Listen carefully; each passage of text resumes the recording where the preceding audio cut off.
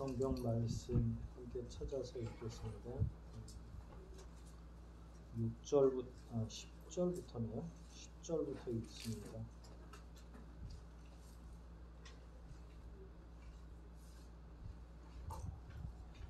10절부터 17절까지 말씀.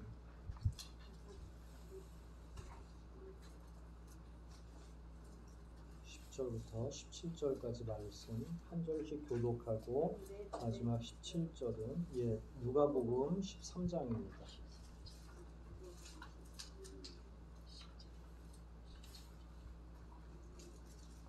13장 10절부터 17절까지 한 절씩 교독하고 마지막 17절 합독합니다. 제가 먼저 읽겠습니다. 어느 안식일에 예수님이 한 회당에서 가르치고 계셨다. 그때 그곳에는 18년 동안 귀신 들려 불구에 몸에 어떤 여자가 있었는데 그녀는 허리가 부러져 전으로 펴졌다. 예수님이 그 여자를 보시고 불러 여자야 네가 질병에서 해방되었다 하시고 그녀에게 손을 얹으시고 그 여자가 즉시 허리를 펴고 하나님을 찬양하였다. 그러나 회당장은 예수님이 안식일에 병 고치는 것을 보고 화가 나서 군중들에게 일하는 날이 엿새가 있으니 그 동안에 와서 병을 고치고 안식일에는 병을 고치지 마시오 하였다. 그때 예수님이 이 여자가 너희가 안식일에 양간에서 소나 나귀를 끌어 몰고 가서 물을 먹이지 않느냐. 그렇다면 18년 동안 사탄에게 매여 있던 이 아브라함의 딸을 안식일에라도 매인 것에서 풀어줘야 하지 않겠느냐 하고 말씀하시자 반대하는 사람들이 모두 부러워하고 군중들은 예수님이 하시는 놀라운 일을 보고 보았다.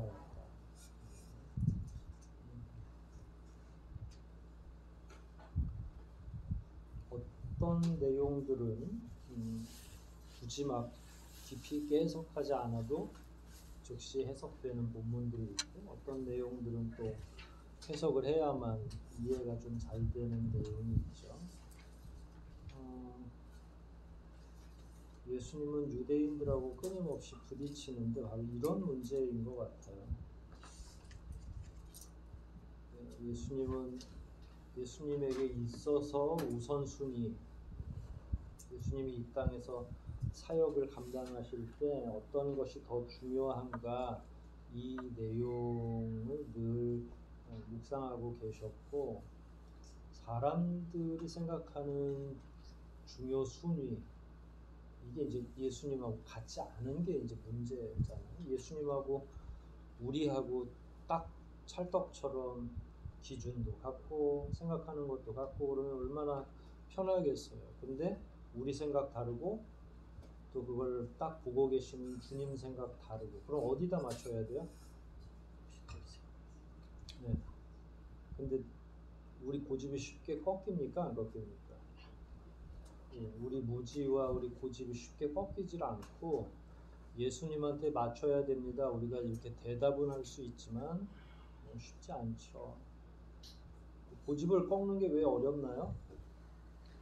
자기들이 가지고 있는 전통도 그 가운데 고집이라는 게 어제 오늘 생긴 것 같으면 아유 제가 잘못 생각했어요 이렇게 하면 되는데 아주 오랫동안 관행처럼 유지되던 일들이기 때문에 그러면 사람들이 생각할 때 그 고집이 결국 자기 정체성하고 같은 것이기 때문에 그게 꺾이면 자존심도 상하고 정체성이 흔들리니까 더군다나 이렇게 종교적인 집단들에게 있는 자기 정체성이라고 하는 건 한두 사람이 깰 수 있는 게 아니잖아요. 오랫동안 모세를 중심으로 해서 모세가 그러진 않았지만 하여간 본인들은 모세를 중심으로 해서 율법을 잘 수용하고 그대로 지킨다라고 생각을 한 거고 그게 포로기 이후에 회당이 점점 이게 세워지고 견고하게 세워지고 거기서 이제 교육도 하고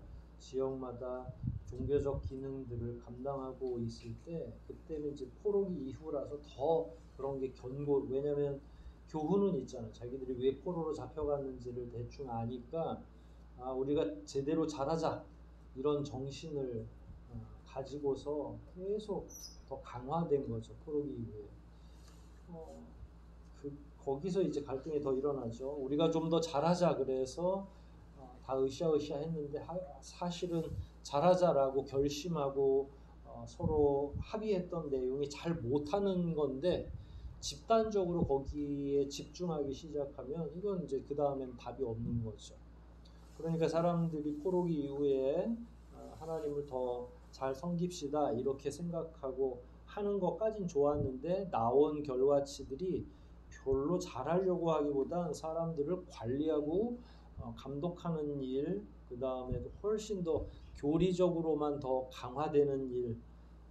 이러니까 이제 사람들이 실제로 하나님께 나아가는 자유로운 영혼으로서 나아가는 건 가로막히고 종교적인 계율은 더 많아지고 근데 그게 흔들리기 시작하면 유대교 전체가 무너진다고 생각하니까 우리는 그 양반 제도가 있었잖아요. 이시조선이라고 하는 그 조선 시대부터 해서 유교 정신이 이 조선 사회를 꽉 누르고 있었죠.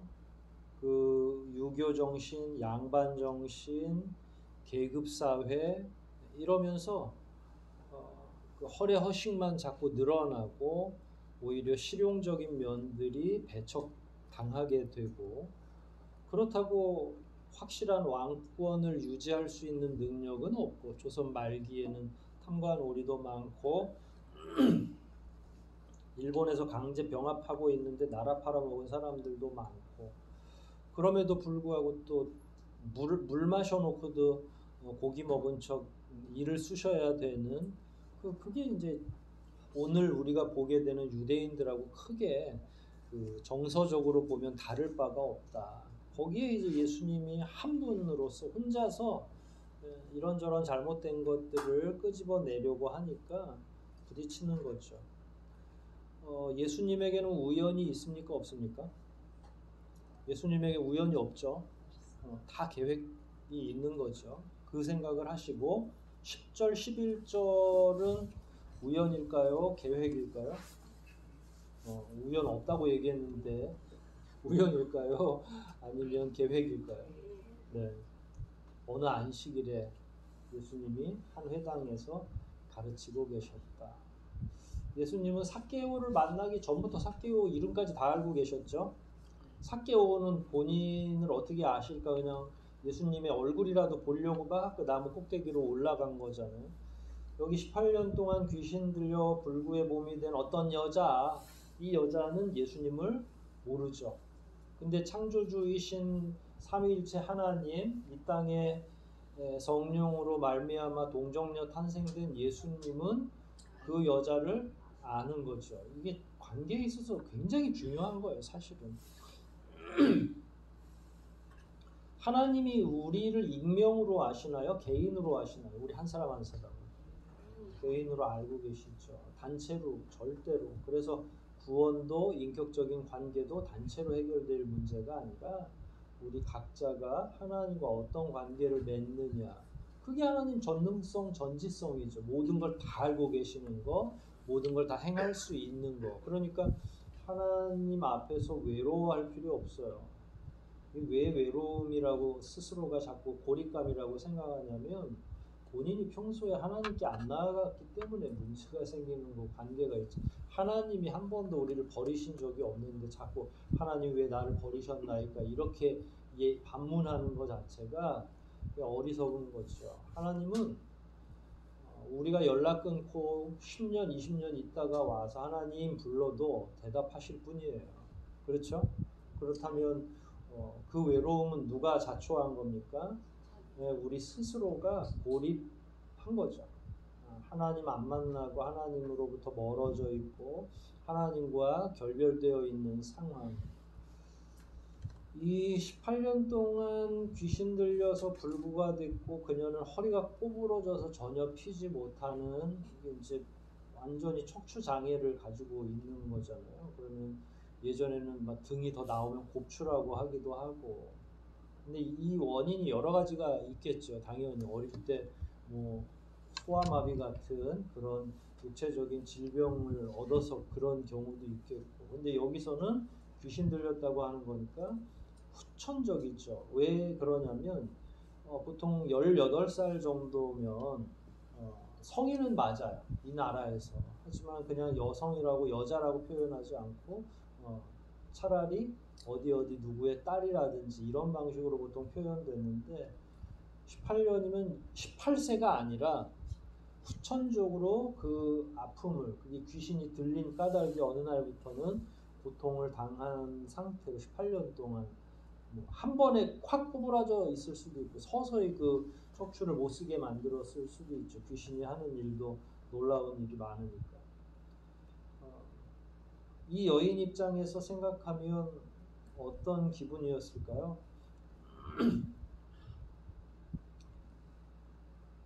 뭘 어떤 기분이겠어요? 거지 같은 기분이겠지. 그냥 왜 유대인들은 다 하나님의 자녀라고 생각하고 있고 왜 나만 이렇게 불행이 있을 것인가?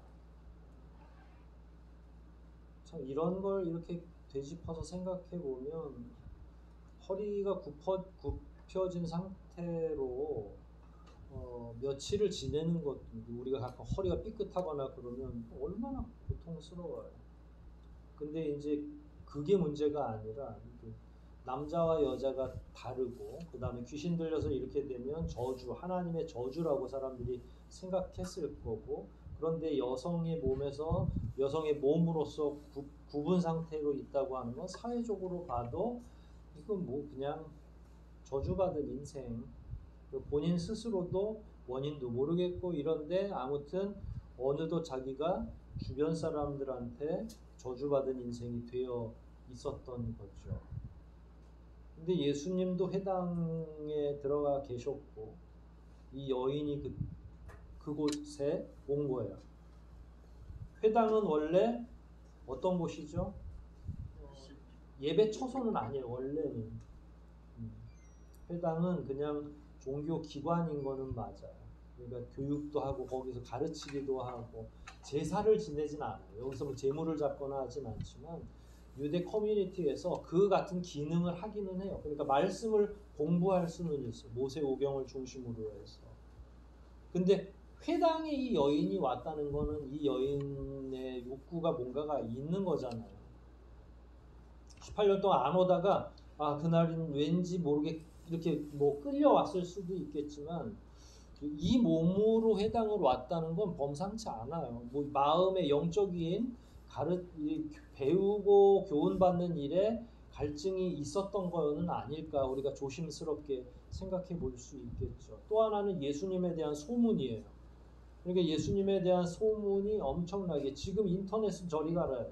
왜냐하면 그 당시에는 전무후무한 일들이 너무 많이 일어나니까 예수님을 통해서 그러니까 예수님이 어디로 온다 어느 방향으로 가고 계신다 이런 게 소문으로 났단 말이에요. 실제로 그랬어요. 그러니까 막 5,000명씩 모이고 7,000명씩 모이지 그 사람들을 불러 모은다고 모아지는 게 아니잖아요. 그러니까 대부분 많은 사람들이 예수님의 발걸음에 대해서 관심을 갖고 있었던 거죠.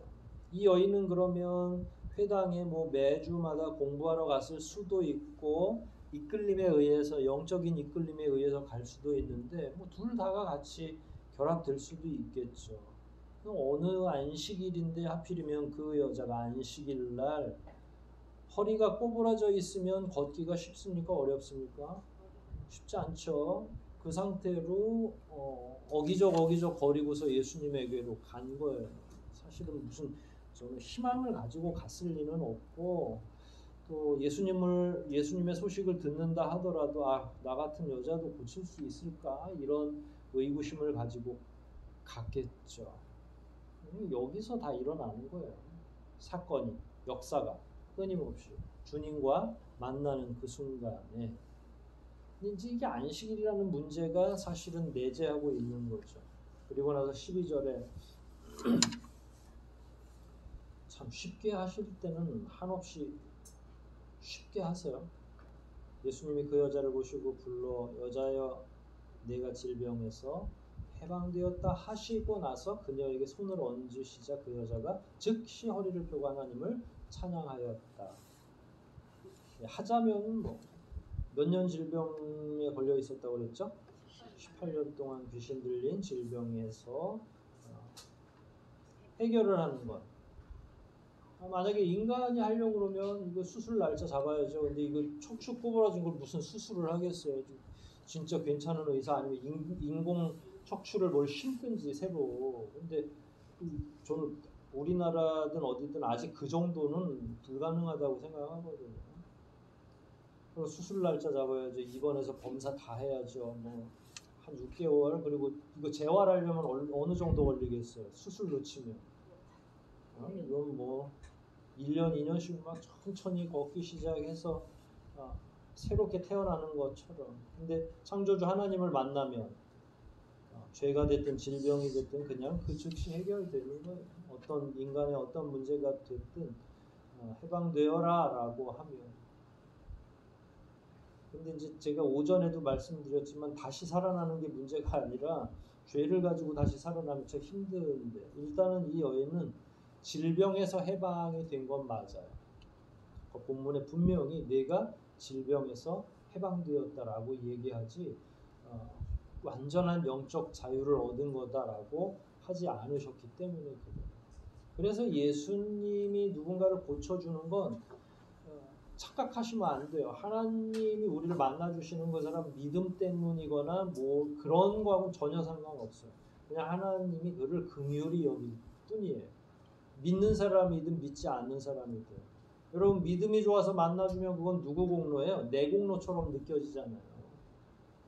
그러니까 믿음 가지고 하나님을 만나는 게 아니에요. 하나님의 자비하심에 기대는 거지.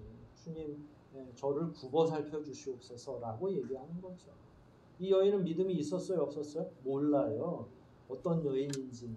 하지만 일단 주님은 이런 사람을 보면 못 견디는 자비 때문에. 하나님의 자비, 끌어넘치는 자비는 가난한 자들, 질병이 있는 자들, 귀신 들린 자들 뭐 할 것 없이 그냥 어떻게든 해결해 주고 싶으신 거죠. 믿음은 다음 거예요. 그냥 육신이라도 자유롭게 해주시는 게 은혜고 자비니까. 그러다가 이 여인이 만약에 그분이 누구신지 궁금해하고 그분에 대해서 공부하기 시작하면 이제 만나게 되고 영혼이 구원받게 되는 거예요. 이게 이제 전인격적 해방이고, 여기서 이 본문상으로만 보면 질병만 고침을 받은 거죠. 근데 사람들은 여기에서 멈추는 사람들이 대부분이에요. 그러니까 우리가 예전에 우리 아쉬워가지고 주님을 막 찾아올 때가 있잖아요. 경제적인 문제, 건강의 문제들은 그거 딱 일단 받고 나면 어떻게 돼요? 믿음이 점점 좋아지나요? 아니면 서서히 약해지거나 흔들리거나 하나요? 네, 일단 우리는 그냥 급전만 해결이 되면 다음에는 뭐 이제 그게 문제인 거죠. 그래서 고쳐주는 게 때로는 어떤 사람에게는 굉장히 위기가 되는 거죠. 잘 되는 게 더 해가 되는 경우가 있어요. 그래서 제가 몇 번 얘기했잖아요. 차라리 우리 교인들에게 정기적으로 문제를 주셔가지고 계속 기도하게 하시라고. 그 말이 틀린 말이 아니잖아요. 왜냐면 우리가 여간 특별하지 않으면 주님과 일상적으로 계속 만나는 게 쉬운 일이 아니기 때문에 그런 거죠. 그래서 여러분 그렇게 또 기도하시면 돼요. 아이고 하나님, 제가 어리석게 굴지 않게 매일매일 조금씩이라도 좋으니까 주님과 더불어서 교제하게 해주세요. 이게 작은 기도처럼 보이지만 그렇게 사는 사람이 별로 없기 때문에 엄청나게 큰 기도거든. 매일매일 조금씩 주님과 만나는 거, 이거 쉬운 일인 것 같아요? 해봐서 알지만 쉬운 일 아닙니다. 다시 본문으로 오면 12절 13절 같이 읽었잖아요. 그 여자가 즉시 허리를 폈다. 13절에 하나님을 찬양하였다. 뭐 단순하잖아요. 그리고 나서 얘기가 끝난 거예요. 이 여인과 예수님 사이의 스토리는, 나머지는 이 여인이 어떻게 하느냐에 따라서 달라져요. 더 풍성해진 얘기가 될 수도 있고, 이게 처음이자 마지막 만남이 돼서 첫 만남이 끝만남이 되는 거죠. 우리도 어떤 체험을 했으면 그 다음이 기대돼야 되는 거예요. 그래서 막 이 여인이 예수님 돌아가실 때까지 쫓아오고, 그러면 진짜 성공한 거죠. 예수님 덕후가 돼가지고 예수님 따라다니고, 예수님 장사 지낼 때도 막 쫓아가서 어떻게든 뭔가 희생하고 싶어하고, 부활하면서 첫 증인들의 막 무리에 속해 있고 이 스토리가 얼마나 아름다워요. 근데 이제 그 이후에 이 여인은 한 번도 예수님 곁에 나타나지 않았더라. 이러면 이제 날 새는 거예요. 하지만 아무튼 그 이후에는 상상력에 맡기고 다시 얘기가 시작돼요. 14절에 읽어보십시오. 14절 시작. 그러나 회당장은 예수님이 안식일에 병 고치는 것을 보고 화나서 그들에게 이런 방법이 있으니 그동안에 와서 병을 고치고 안식일에는 병을 고치지 마시오 하였다.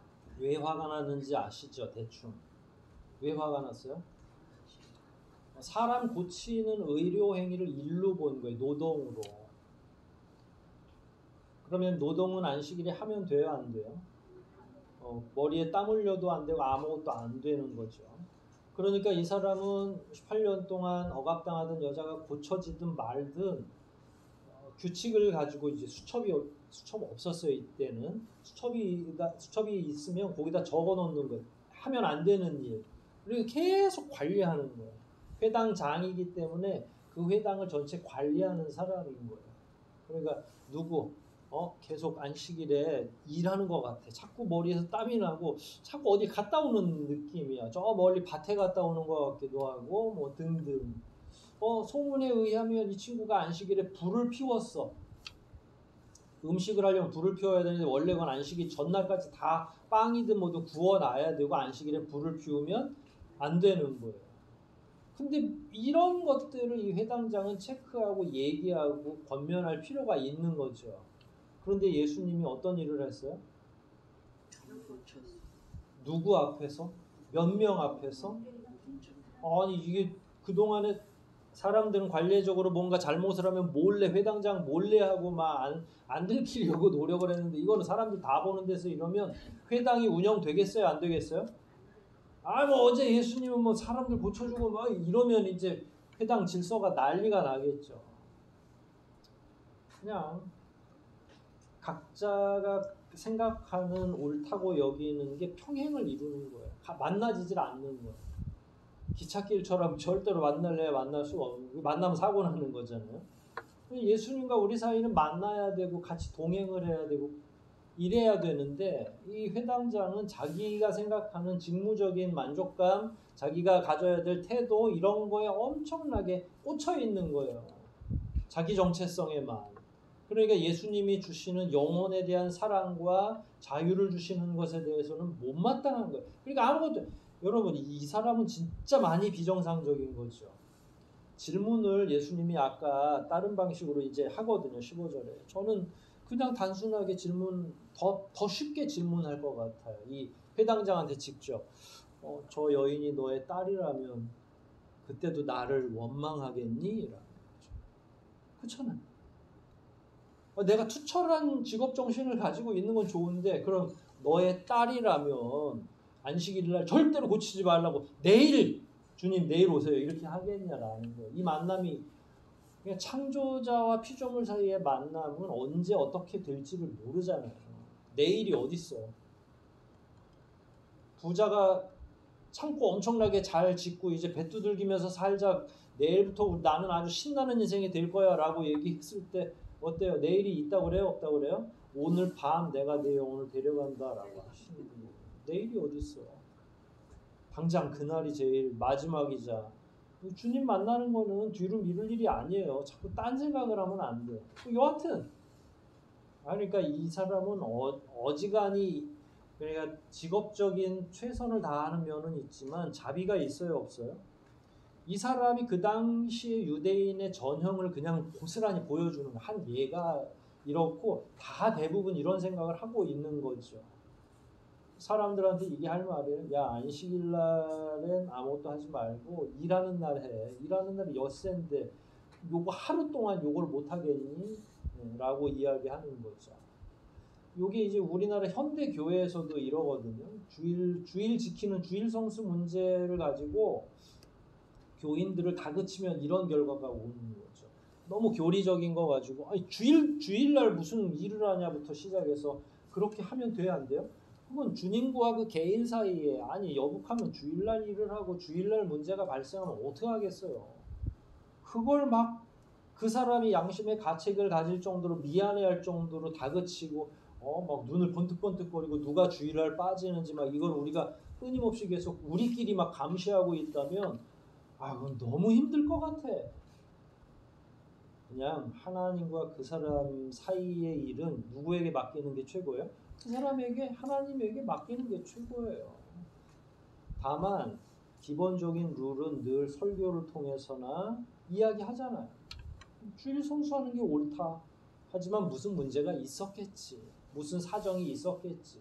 이게 관대함이에요. 사람에 대한 이해라고. 그리고 그 사람 가운데 자기도 포함될 때가 반드시 있죠. 그래서 15절에 예수님이 이 위선자들아, 왜 회당장이 얘기했는데 위선자들아 라고 얘기했겠어요? 100% 회당장이 얘기할 때 주변에 있는 사람들이 또 끄떡끄떡 거렸을 거란 말이야. 유대인들이 하는 짓이 대부분 그래. 회당장님이 말이 맞아. 그런 거 같아. 막 고개도 끄떡거리고 거봐 약간 무슨 아까 분위기가 안 좋았어. 이렇게 할 수도 있죠. 그러니까 위선자들아, 이게 아까 말한 것처럼 유대인을 대표하는 모델이기 때문에 그런 거예요. 그래서 주님이 이 위선자들아, 너희가 안식일에 외양간에서 소나 나귀를 풀어 끌고 가서 물을 먹이지 않느냐. 끌고 가서 물 먹이는 건 일이죠, 원래는. 근데 나귀는 자기 재산이잖아요.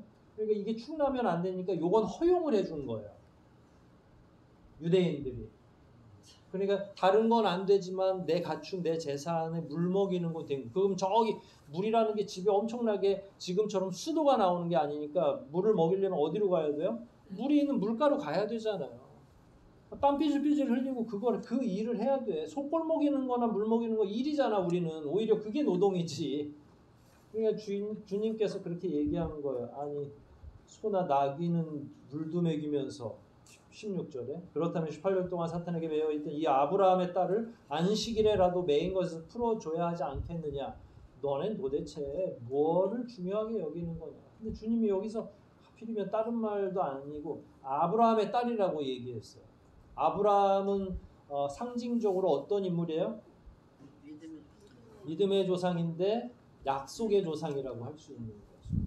그러니까 계대 언약으로 놓고 보면 유대인들은 전부 다 누구의 후손이에요? 아브라함의 후손이고 누구의 약속을 이어받은 사람이에요? 아브라함의 약속을 이어받은 사람이란 말이에요. 그가 18년 동안 허리를 한 번도 못 핀 여자일지라도 누구의 후손이라고요? 아브라함의 후손. 그러니까 귀하다는 거예요? 안 귀하다는 거예요? 귀하다. 너네랑 똑같은 사람인데 어떻게 사람에 대해서 나귀나 소보다 못하게 생각을 할 수가 있느냐. 주님이 그냥 정곡을 찌른 거죠. 그랬더니 17절에 반대하던 사람들이 모두 부끄러워하였고 군중들은 예수님이 행하시는 놀라운 일을 보고 기뻐하였다. 그러니까 전체가 다 이게 한 목소리는 아니었고 반은 예수님 추종자들, 따라다니던 자들도 있는데 그 군중들이 그냥 탄성을 지른 거죠. 속이 시원한 거죠. 예수님이 그렇게 야단치니까 아유 속이 시원하다. 이런 사람도 있고 부끄러워한 사람은 누구예요? 반대하던 사람들, 예수님을 반대하던 자들도 또 한 무리가 있으니까. 근데 이 부끄러움은 얼마나 가요?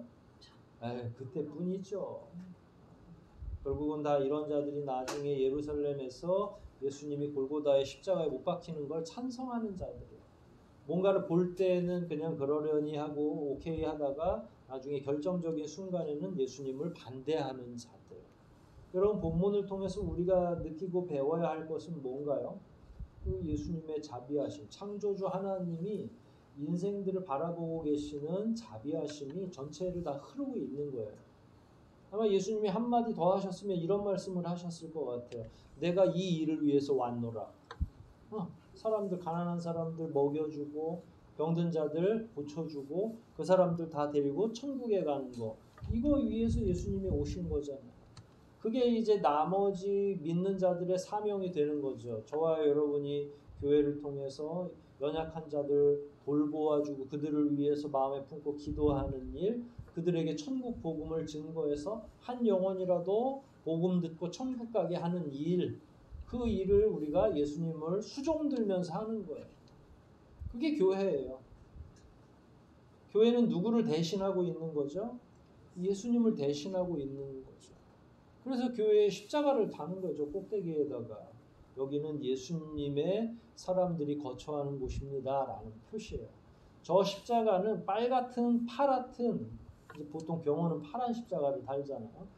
빨갛든 파랗든 십자가는 왜 병원에서는 파란 십자가를 썼겠어요? 구별되긴 하지만 십자가를 쓴 이유가 거기 있는 거예요. 심지어 의료계는 놋뱀까지 그려서 써요.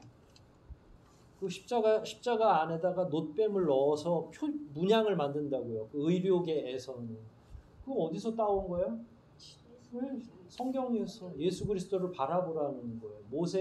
모세가 장대 끝에다가 놋뱀을 달아서 하나님의 진노를 피하도록 바라만 봐도, 병원이 십자가를 그냥 모양이 예뻐서 그리기 쉬워서 십자가를 쓴 게 아니라, 병원이 됐든 교회가 됐든 여기는 누구나 급한 사람 들어오라는 이야기예요. 근데 막 의료가 민영화되고 막 이러면 병원 못 들어가죠. 미국 사람들은 병원 가는 게 안 돼요. 돈이 너무 많이 들어가지고. 그래서 병원에 못 가서 죽는 사람이 그렇게 많다네요. 참 희한하죠. 우리나라는 그나마 지금 의료 복지는 그나마 되고 있어서 여전히 큰 돈이 들어가는 질병도 있지만 뭐 아무 수술해도 뭐 100, 200에서 막 해결되는 시대가 됐으니까. 예전에는 기둥 하나가 뭐예요? 기둥 2개, 3개 암 수술 한 번 했다가는 큰일 나는 시대에 살았거든요. 그런 의미에서 본다고 하면 교회가 됐든 병원이 됐든 누구든 오라라는 뜻이에요. 그 밑으로는 다 그게 십자가가 예수 그리스도를 의미하기 때문에. 그런데 지금은 많이 퇴색됐죠. 교회는 이단들 때문에 이제 무서워서 문 닫고, 병원은 돈 때문에 문 닫고, 비정상적입니다. 이 시대에도 예수님이 오시면 같은 일을 하실 거예요. 그리고 교회에서 이제 집회를 하시겠죠. 이 당시 회당에서였습니까? 그러면 이제 제가 못마땅해가지고, 주님 좀 5일 동안 6일 동안 하시지, 그거 주일날 꼭 설교할 때 오셔가지고 그러시면 되겠어요? 이렇게 이제 무지한 어리석은 얘기를 하는 거예요. 뭐가 우선인지가 혼동되는 거죠. 일상적으로 할 수는 있어요. 교회의 일상적인 역할은 주님이 마지막 때에 오시기 전까지는 그냥 예배드리고 우리 밥 먹을 수 있어요. 하지만 진짜 주님이 오시면 우선순위가 뒤바뀌는 거예요. 급박한 순서대로 하는 거예요. 누구 맘대로? 주님 맘대로 하는 거예요, 교회는. 근데 어리석은 자들은 자기가 그 교회의 주인인 줄 착각하고 있다가 주님한테 따지는 거죠.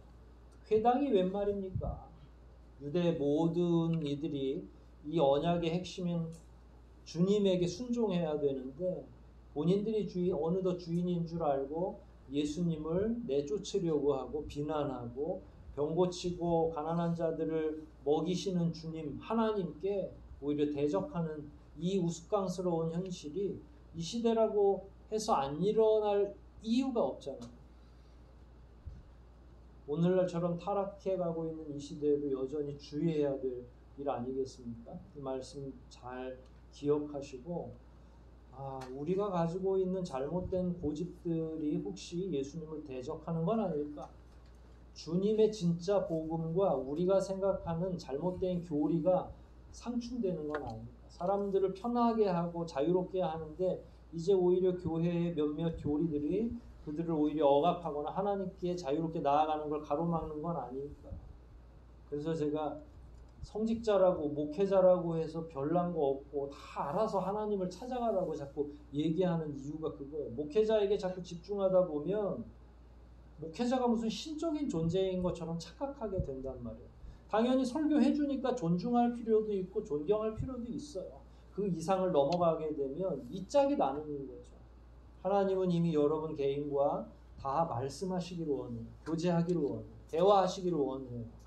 그걸 여러분들이 스스로 찾아가는 거고, 다만 우리가 교회로 모였으니까 질서가 있고 앞에서 해야 될 것과 뒤에서 해야 될 일들이 있는 거니까 그 질서를 따라서 주님 오시는 날까지 하겠지만, 주님 오시면 그 다음부터는 주님이 알아서 하시겠죠. 그럴 때 우리 마음이 복음에 합한 마음이 될 수 있는 거예요. 저와 여러분이 가지고 있는 잘못된 고집이 저와 여러분의 영을 망치는 건 아닐지 다시 한번 되돌아보면서 주님이 15절에 이 위선자들아 얘기한 것처럼 우리한테는 이런 호칭이 어울리지 않도록 자비하고 사람들을 더 많이 위하고 사랑하는 그런 사람들, 신실한 자들이 되는 저와 여러분 되시기를 주의 이름으로 축복합니다. 우리 말씀들 생각하면서 한번 기도하겠습니다. 주님 오셨을 때 그 당시나 지금은 좀 나은 것처럼 보여지지만 하나도 나아지지 않은 그런 시대입니다. 알고 보면 교회가 없어서 이 세상이 망하는 게 아니라 교회가 하나라도 제 역할을 못해서 망하는 것 아니겠어요?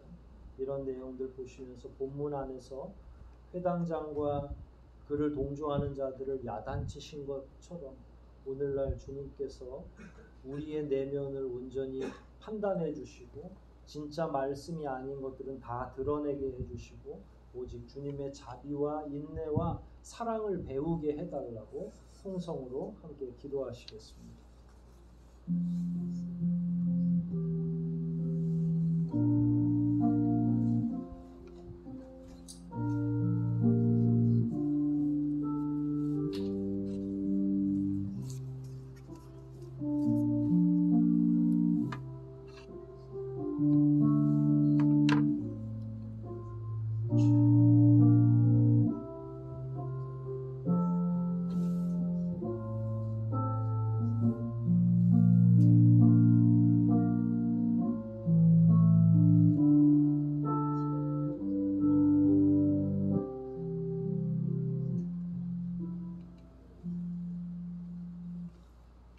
하나님 아버지, 말씀을 통해 저희의 연약함과 어리석음을 깨닫게 하시니 감사를 드립니다.